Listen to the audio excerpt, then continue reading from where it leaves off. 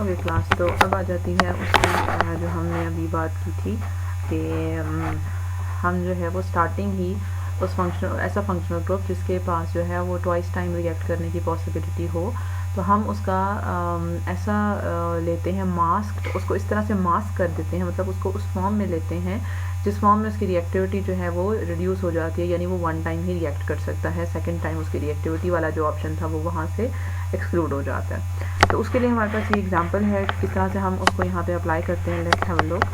यहाँ पे देखो तो this is the aromatic ring, उसके डायरेक्ट अटैच सब्सटेंस को हम पहले छोड़ते हैं, पहले हम साइड चेन्स को देखते हैं और उसके अंदर आइडेंटिफाई करते हैं फंक्शनैलिटी को। तो पहले तो हमने यहाँ पे देखा कि कार्बन टू दिस सल्फर जो है, कार्बन टू सल्फर, ये कार्बन टू हेटेरोएटम लिंकेज है, हम इसको यहाँ से क्लीव करते हैं। अब question might comes up in your mind कि आपके पास this carbon to this nitrogen, ये जो है ये कार्बन टू नाइट्रोजन, ये जो बॉन्ड है ये भी कार्बन टू हेटेरोएटम लिंकेज है, लेकिन इसको एक होती है हमारे पास रेट्रो में होती है एक कन्वर्जेंट सीरीज होती है, एक लीनियर होती है। लीनियर का मतलब ये होता है कि आप क्या करते हैं, वन बाय वन इसको तोड़ा, फिर अगले को तोड़ा, तो मतलब छोटा छोटा पीसेस में हम उसको तोड़ते हैं और कि हम पहुंच जाते हैं बिल्कुल स्टार्टिंग मॉलिक्यूल तक। और दूसरी चीज़ ये होती है कि आप उसको हाफ से क्लीव करो, ठीक है। मतलब आप मॉलिक्यूल को देखो और देखो कि कोई ऐसी स्ट्रैटेजी, कोई ऐसी डिस्कनेक्शन बन रही है जिसको हम क्लीव करें तो मॉलिक्यूल दो इक्वल हाफ्स में हो जाए। तो जो दो इक्वल हाफ में क्लीव करने की जो स्ट्रैटेजी है ये हमेशा जो है ना वो अच्छी कंसिडर की जाती है कि इसमें नंबर ऑफ स्टेप्स बहुत ज़्यादा कम हो जाते हैं, ठीक है। इस वजह से हम कभी भी यहाँ से क्लीव नहीं करेंगे, क्योंकि यहाँ से क्लीव करने पे एक छोटा सा पोर्शन जो है वो बॉन्ड यहाँ से कंपाउंड के साथ से उतरा है, बाकी पूरे का पूरा वैसे ही मॉलिक्यूल प्रेजेंट है जिसको अभी हमें फिर तोड़ने का सोचना है। तो बेटर ऑप्शन ये होता है कि हम उस कंपाउंड को जिसके हम एनालिसिस कर रहे हैं उसको मिड से तोड़ें, ताकि जो है वो आगे जो है वो आसान हो जाए ठीक है उसकी फर्दर क्लीवेजेस। तो हम यहाँ पे उस कार्बन टू हेटेरोएटम बॉन्ड को यहाँ पे आइडेंटिफाई करेंगे जो मॉलिक्यूल को ज़्यादा दो इक्वल हाफ में जो है वो तोड़। तो यहाँ पे वो लिंकेज कौन सी बन रही है, कार्बन टू दिस सल्फर। तो होप सो कि आपको इस बात की समझ आ गई होगी कि कार्बन टू नाइट्रोजन के हम इस बॉन्ड की डिस्कनेक्शन के बारे में क्यों नहीं सोचते, क्योंकि अगर आप इसको यहाँ से उतारोगे तब भी पीछे एक बड़ा सारा मॉलिक्यूल जायंट किस्म का आपके पास स्टिल प्रेजेंट है जो आपको करेगा, हॉन्ट करेगा, तो फिर आपको इसकी डिस्कनेक्शन करनी है, ठीक है। तो हम बेटर ऑप्शन है कि हम इसको मिड से क्लीव करें। तो मिड से क्लीव ऐसे ही नहीं है कहीं से भी मिड से क्लीव कर देना, मिड से भी क्लीव नॉट दैट मीन्स कि बिल्कुल टोटली मिड से, बट जिससे मॉलिक्यूल है ना वो दो हाफ्स में क्लीव। तो ये कार्बन टू सल्फर जो लिंकेज है हम इसको जैसे यहाँ से क्लीव करते हैं तो आपके पास ये क्या बनेगा, ये S है और ये इसके साथ पीछे क्या है, R है, ठीक है। तो ये RS है, ठीक है। अल्काइल सल्फाइड है। तो सल्फर पे बीइंग इलेक्ट्रोनेगेटिव नेगेटिव चार्ज आएगा और कार्बन ये जो है ये पॉजिटिव हो जाएगा। इस पॉजिटिव के लिए तो साथ में हम कोई भी यूज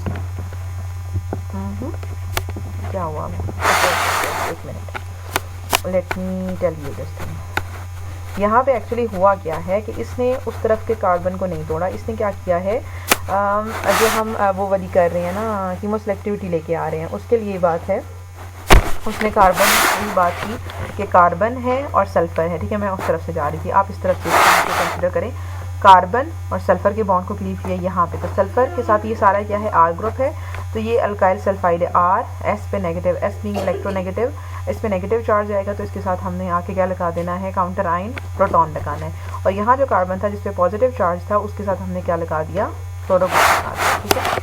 अब फर्दर देखो क्या हुआ कि RSH था, इसके ऊपर हम अल्काइलेशन करा रहे थे, जो कि हमने शुरू में डिस्कस किया कि आपके पास ये जो बनने वाला है इसके ऊपर क्या हो रही है, सब्सट्रैक्शन होगी बेस की और यहाँ पे अल्काइलेशन हो जाती है, ठीक है। अच्छा, ये तो हो गया एनालिसिस, मतलब एनालिसिस इज सो सिंपल कि आपके पास ये इस तरह से हो रहा है। अब जब हम सिंथेसिस की एनालिसिस, अच्छा, अब जो हमारे पास ये चीज़ है RSH को बेसिकली हमने किस तरह से सिंथेसाइज खुद किया हुआ है, ठीक है। तो वो किस तरह से हुआ है कि आपके पास ये जो R पार्ट है, आपने देखा होगा जो RSH है, मतलब जो फर्स्ट उसके ऊपर अल्काइलेशन है वो हमने की थी किसके साथ, कि हम मास्क, जी सुनाएं,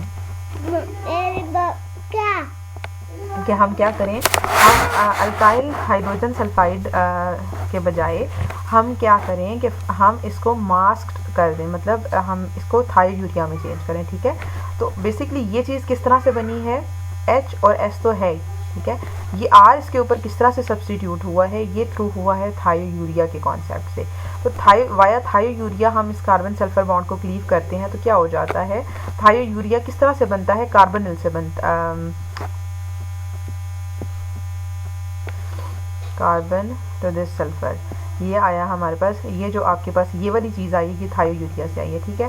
कार्बन सल्फर के बॉन्ड को आप क्लीव करो, आपको आगे आगे समझ आती है। कार्बन टू दिस सल्फर हम जब बॉन्ड की क्लीवेज कराते हैं तो अब क्या हो जाता है, इस कार्बन पे आ गया आपके पास पॉजिटिव होने की वजह से क्लोरो आ गया, और ये जो S है ये नेगेटिव था हमारे पास, ठीक है। तो ये हमने एज अ सल्फाइड यहाँ से मतलब HS नेगेटिव की फॉर्म में हमने इसको निकाला, तो इसको हम जो है वो H2S बना देते हैं, जबकि हम इसको H2S नहीं बनाते, वो हम देखते हैं। अब ये जो Cl है, अब ये Cl किस तरह से होता है, ये हमने ये भी चीज़ पढ़ी हुई है कि आप जो है R के साथ, अल्काइल के साथ कोई भी न्यूक्लियोफाइल, कोई भी लिविंग ग्रुप लगा हुआ है, उसको जो सिंपलेस्ट, जो सबसे पहली चीज़ आप सोच सकते हो, आप उसको अल्कोहल में चेंज करो, क्योंकि अल्कोहल बनाना इजी है और अल्कोहल से फर्दर तमाम ट्रांसफॉर्मेशन पॉसिबल। तो हम ये जो अल्काइल हैलाइड फ्लोरो है, इसको CCl बॉन्ड की क्लीवेज कराएंगे, यानी CCl कैसे आया, यहाँ हमारे पास स्टार्टिंग क्या था, अल्कोहल था। अब अल्कोहल की आपको मैंने बताया होगा कि आप ये कंसिडर करो कि ये मैं बॉन्ड अगर क्लीव करती हूँ या मैं किस तरह से करती हूँ कि ऑक्सीजन पे लोन पेयर है, ठीक है, तो ये बैक साइड चले जाएंगे। या आप ये कह सकते हो कि अल्कोहल कैसे बनते हैं, तो अल्कोहल एल्डिहाइड से आराम से बन जाते हैं, तो FGI करके हमने इसको कीटोन के अंदर चेंज कर दिया कि हम इसकी रिडक्शन करेंगे तो ये अल्कोहल में चेंज हो जाएगा। अब ये जो चीज़ है ये क्या है, एसाइल ग्रुप है, तो ये एसाइल ग्रुप आराम से एरोमेटिक रिंग पे आ सकता है थ्रू फिडलक्राफ्ट एसाइलेशन। और अब ये जो S और ये ब्यूटाइल ग्रुप है, ये क्या है, OR की जैसे मिथॉक्सी ग्रुप होता है, ये ऐसे आपके पास सल्फर और R का ग्रुप है, RS ग्रुप है, ठीक है, सल्फाइड लिंकेज है। तो इस RS लिंकेज को हम यहाँ से क्लीव करेंगे और ये हो जाएगा SH में चेंज, ठीक है। अब यहाँ पे जो हमने लिखा हुआ है ना वाया थायोयूरिया, ये क्या चीज़ है, ये हम देखते हैं सिंथेसिस में। सिंथेसिस आपने हाइड्रोजन एरोमेटिक रिंग है, उस पर SH लगा हुआ है, तो आपने क्या करना है, इस सल्फर के ऊपर अल्काइलेशन करवानी है। अल्काइलेशन क्या, ब्यूटाइल ग्रुप की, तो हमने ब्यूटाइल क्लोराइड यूज़ किया और साथ में सोडियम कार्बोनेट को हमने यूज़ किया, तो यहाँ अल्काइलेशन हो गई है, ठीक है। नेक्स्ट स्टेप इज़ आपके पास फिडलक्राफ्ट एसाइलेशन, हमने एसाइलेशन करानी है, और जो SH है, सॉरी S नहीं है, RS ग्रुप है, I am just saying this butyl group R group, तो ये भी क्या हो जाता है, मिथॉक्सी ग्रुप की तरह, ये भी क्या है, ऑर्थो पैरा डायरेक्टिंग है, तो ये पैरा के ऊपर एसाइलेशन करवा देगा, ठीक है। एसाइलेशन कराई, फिर हमने क्या करना था, इस कार्बोनिल को we have to reduce it into the alcohol, तो उसके लिए हमें वी नीड सोडियम बोरोहाइड्राइड, क्योंकि it's a mild reducing agent, तो हम सोडियम बोरोहाइड्राइड लेते हैं और ये हो जाता है OH में। अब ये OH जो है उसको हमने Cl में चेंज करना है, तो उस OH को Cl में चेंज करने के लिए थायोनाइल क्लोराइड SOCl2 भी यूज़ किया जा सकता है, या PCl5 भी यूज़ किया जा सकता है, और OH ट्रांसफॉर्म हो जाता है क्लोरो के अंदर, ठीक है। अब आ जाता है हमारे पास हाइड्रोजन सल्फाइड, मतलब अब हमने क्या करना है, यहाँ पे SH लेके आना है, ठीक है। अब SH क्लोरो को रिप्लेस करना है विद SH, तो ये भी हो सकता था कि मैं हाइड्रोजन सल्फाइड यूज़ करती, ठीक है, H2S यूज़ करती। हाइड्रोजन सल्फाइड को अगर मैं यूज़ करती तो क्या होता कि आपके पास जो था H2S की पहले डिप्रोटोनेशन करती, HS नेगेटिव की फॉर्म में, HS नेगेटिव की फॉर्म में जाके अटैक करता, इस कार्बन पे और क्लोरो को निकालता और बन जाता SH। अब ये जो बनने वाला SH था, अगर मैं इसको बेसिक कंडीशंस के अंदर रिएक्ट करवा रही होती ना उसी तरह से हाइड्रोजन सल्फाइड से, तो इसकी रिएक्टिविटी इतनी ज़्यादा होती कि ये कम्पीट कर रहा होता स्टार्टिंग के साथ, कि अगेन जो S था ना, इसने अटैक करना था इस स्टार्टिंग के ऊपर, ये कंपटीशन आ गया, चलो ठीक है, ये कंपटीशन आ जाता अगर मैं H2S के साथ इस रिएक्शन को परफॉर्म करती। उस कंपटीशन को अवॉइड करने के लिए मैंने यहाँ भी यूज़ किया थायोयूरिया। थायोयूरिया क्या है हमारे पास, NH2 और साथ में था बीच में सल्फर। अब जब हमने करवाया सल्फर पे, तो वो सल्फर के लोन पे अटैक करेंगे इस कार्बन पे और क्लोरो को यहाँ से हटाएंगे, तो आपके पास आ जाएगा थायोयूरिया के NH2 डबल बॉन्ड सल्फर, और सल्फर के साथ ये पूरे का पूरा R ग्रुप, जिसकी हमने बेसिक हाइड्रोलिसिस की, तो आपके पास ये इसमें चेंज हो गया। तो दैट इज़ वाई वो हमने एनालिसिस में यहाँ लिखा था कि ये जो चीज़ बनी है इससे ये वाया थायोयूरिया है, क्योंकि अगर हम सिंपल हाइड्रोजन सल्फाइड के साथ रिएक्शन कराते तो बनने वाली ये जो चीज़ होती वहाँ पे वो उन सर्कमस्टांसेस में या कंडीशंस में इतनी रिएक्टिव हो जाती कि वो कॉम्पीट करना शुरू कर देती स्टार्टिंग के साथ कि मैंने रिएक्ट करना है, ठीक है। तो हम यहाँ थायोयूरिया को इस तरह से जो है वो सिस्टम के अंदर लेके आ रहे हैं, और जब ये अब बन गया, अब फर्दर हमने बेस यूज़ की, वो यहाँ से डिप्रोटोनेशन कराएगी और S जो है वो अटैक करेगा ओवर द इलेक्ट्रोफिलिक कार्बन, जो कि वो कार्बन है जो क्लोरो के साथ अटैच्ड है, क्योंकि ये भी कार्बन 2 के इलेक्ट्रोफिलिक है, but this one is more electrophilic, के इसके साथ गुड लिविंग ग्रुप लगा हुआ है, ठीक है। तो यहाँ पे ये अटैक करेगा और क्लोरो निकल जाएगा और the target molecule will be synthesised over here. तो ये तो गाइडलाइन फिर हमारे पास आगे फुलफिल हो गई है, ठीक है। फिर भी जिसको नहीं समझ आती इस बात की वो मुझे जो है वो पूछ सकते हैं ग्रुप में, आप वॉइस में, मैं अगेन समझा दूँगी। देन गाइडलाइन 4 आ जाती है। गाइडलाइन 4 हमारे पास क्या थी, हमने जो स्टार्ट में 3 कीमोसेलेक्टिविटी के ऑप्शंस पढ़े थे उसमें से पहला और तीसरा तो हमने डिस्कस कर लिया है। सेकंड हमारा ये था कि अगर आपके पास if you want to react या आपके पास ये है कि if you have more than 1 same identical groups है लेकिन आप जो है वो सब रिएक्ट कराना चाह रहे हैं, तो चुप कर जाओ, चुप करके सुनो, मैं चुप करके सुनो। गाइडलाइन 4 हमारे पास ये है कि 1 of 2 identical groups may react, ठीक है। 2 आइडेंटिकल ग्रुप्स हैं, जैसे आप देखो नाइट्रो नाइट्रो हैं, इनमें से सिर्फ एक, अब इस सिस्टम को देखो हमने क्या किया, मैं आपको एक्सप्लेन करती हूँ। यू हैव दिस नाइट्रोबेंजीन, आपने क्या की, फर्दर नाइट्रेशन कराई। तो नाइट्रो बीइंग मेटा डायरेक्टिंग, आने वाले नाइट्रो को डायरेक्ट करेगा to come over this meta position.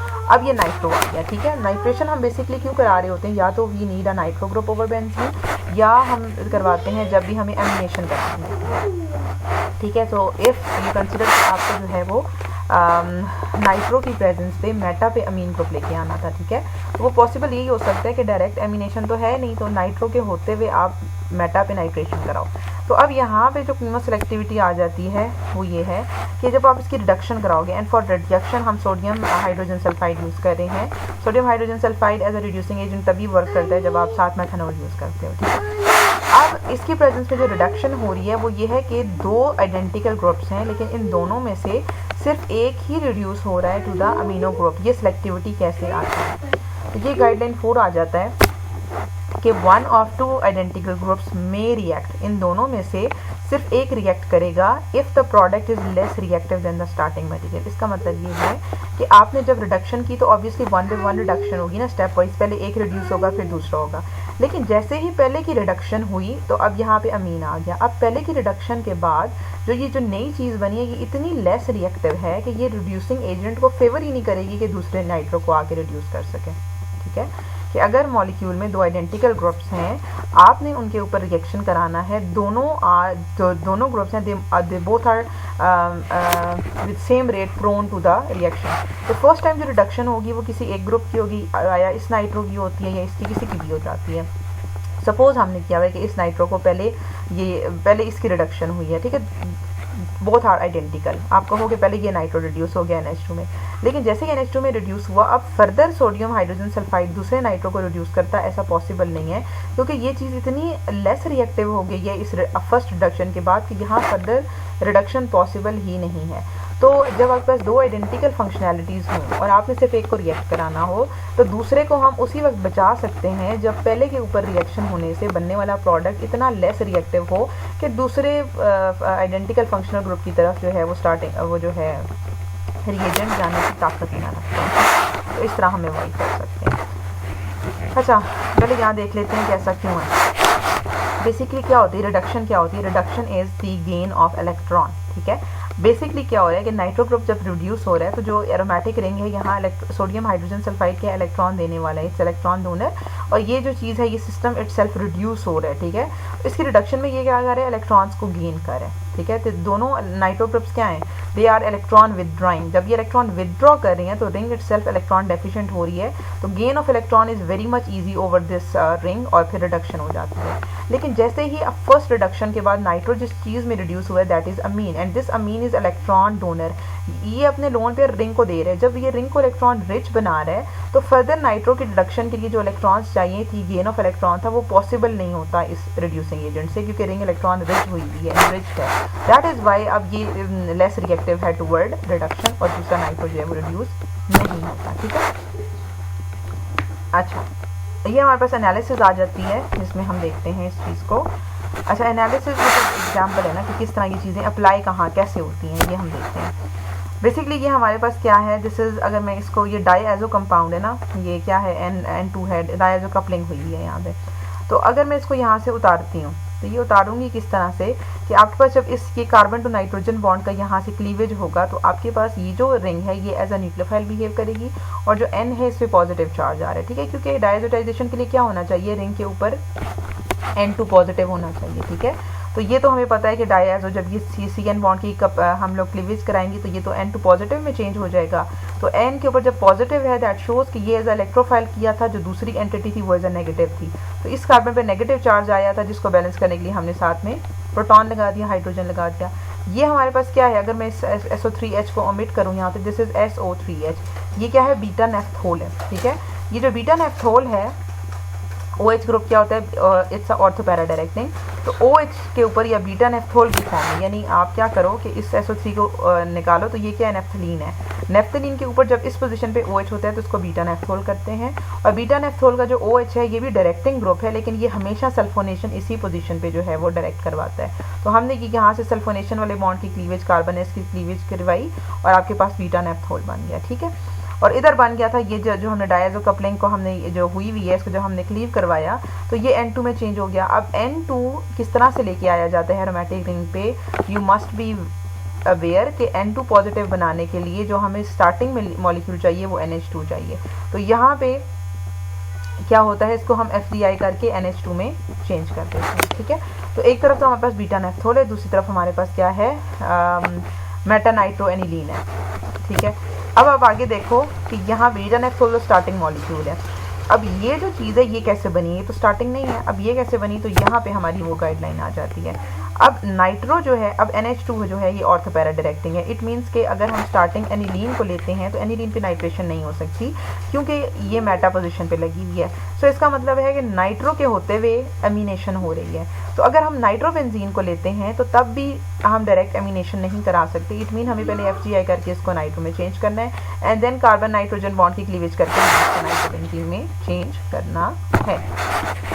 तो हमने नाइट्रोबेंजीन से स्टार्ट लिया, नाइट्रिक एसिड को यूज़ किया, सल्फ्यूरिक एसिड की प्रेजेंस में तो मेटा पे नाइट्रो ग्रुप लगा। अब हम रिडक्शन करा रहे हैं, रिडक्शन हम करा रहे हैं सोडियम हाइड्रोजन सल्फाइड से। तो यहाँ क्वेश्चन आ सकता है, यहाँ कीमोसेलेक्टिविटी, इस पॉइंट पे वो कीमोसेलेक्टिविटी आ गई है जो हमने इतना लंबा डिस्कस किया कि अब क्या होगा जब रिडक्शन होगी पहले नाइट्रो की NH2 में, तो फर्दर दूसरे नाइट्रो की नहीं हो सकती क्योंकि ये प्रोडक्ट अब बहुत ज़्यादा लेस रिएक्टिव हो गया है। तो अब क्या होगा कि हमने क्या करना है, NH2 को N2 पॉजिटिव में चेंज करना है, डाइजोनियम सॉल्ट में चेंज करना है। उसके लिए हम सोडियम हमेशा से अमीन को रिएक्ट करवाते हैं, सोडियम नाइट्राइड है या ये इस तरह से नाइट्रेट है और साथ में HCl हम यूज़ करते हैं, तो N2 पॉजिटिव में चेंज हो जाता है। ठीक है, तो एक तो हमारा स्टार्टिंग मॉलिक्यूल जो है ना वो तो कंप्लीट तैयार हो गया। दूसरा आ जाता है बीटा नेफ्थोल। अब बीटा नेफ्थोल पे जब भी सल्फोनेशन करानी है, सल्फोनेशन की पोजीशन कौन सी है, यही वाली है, यहाँ पे ही ये डायरेक्ट करेगा क्योंकि देखो ऑक्सीजन एंड ऑक्सीजन के लोन पेयर पीछे के, ये बॉन्ड आगे गया, ये वाला बॉन्ड इधर गया और ये वाला बॉन्ड यहाँ कंसंट्रेट हुआ। ठीक है, तो ये साइड जो है वो न्यूक्लियोफिलिक बन जाती है। तो इसके ऊपर सल्फोनेशन कराने के लिए, सल्फोनेशन के लिए हमेशा हमें सल्फ्यूरिक एसिड चाहिए होता है, तो SO3H इस पोजीशन पे आके लग जाएगा। अब ये भी तैयार है और ये वाला भी तैयार है। अब इन दोनों के रिएक्शन से क्या होती है, डायज़ो कपलिंग होती है और ये पॉइंट इसके साथ अटैच होके आपको टारगेट मॉलिक्यूल दे देते हैं। अब ये किस तरह से होता है, लेट्स हैव अ लुक। देखो ये चीज़ है, इसको आप पेज पे बनाएंगे आपको समझ आ जाएगी। ऑक्सीजन, ये बीटा नेफ्थोल है, ऑक्सीजन के लोन पेयर बैक साइड गए, ये वाले आगे गए, फिर ये आगे, और ये वाले डबल बॉन्ड जो है ये कंसंट्रेट हुआ इस कार्बन पे, यहाँ नेगेटिव चार्ज है और ये नेगेटिव अब अटैच करेगा। ये देखो N2 पॉजिटिव किस तरह से होते हैं, N ट्रिपल बॉन्ड N। ठीक है, तो ये N इसने 4 बॉन्ड बनाए, इससे पॉजिटिव चार्ज आएगा। तो अब ये जो कार्बन आने वाला है ये इस नाइट्रोजन पे अटैक करेगा और एक डबल बॉन्ड जो है ये खुल के नाइट्रोजन पे जाएगा, जिस नाइट्रोजन पे पॉजिटिव चार्ज है और उसका पॉजिटिव चार्ज भी खत्म होगा और ये चीज़ बन जाएगी। ठीक है, अब एरोमेटिसिटी रीगेन करने के लिए ये जो हाइड्रोजन है ये अपना यहाँ पे बॉन्ड देगा, ये वापस से आप एरो देख लो, OH दोबारा वापस आ जाएगा। सो दिस इज हाउ कि आपके पास जो दो रिएजेंट हैं ये आपस में मिलके आपको आपका जो मतलब डायज़ो कपलिंग जो है वो देते हैं। ये मैकेनिज्म इस तरह से शो हुआ है, आप इसको नोट कर लें। अच्छा, अब आ जाती है गाइडलाइन 5। गाइडलाइन 5 भी वही चीज़ है आपके पास। एक तो हमारे पास ये थी ना कि अगर दो मॉलिक्यूल, एक ही मॉलिक्यूल पे दो आइडेंटिकल फंक्शनैलिटीज़ और आपने एक को रिएक्ट कराना है तो पॉसिबिलिटी, तो वन थिंग इज़ कि आप उसको चेंज कर दो, आप आफ्टर वन रिएक्शन वो ऐसे में चेंज हो जाए जो लेस रिएक्टिव है, तो दूसरा तो रिएक्ट ही नहीं करेगा।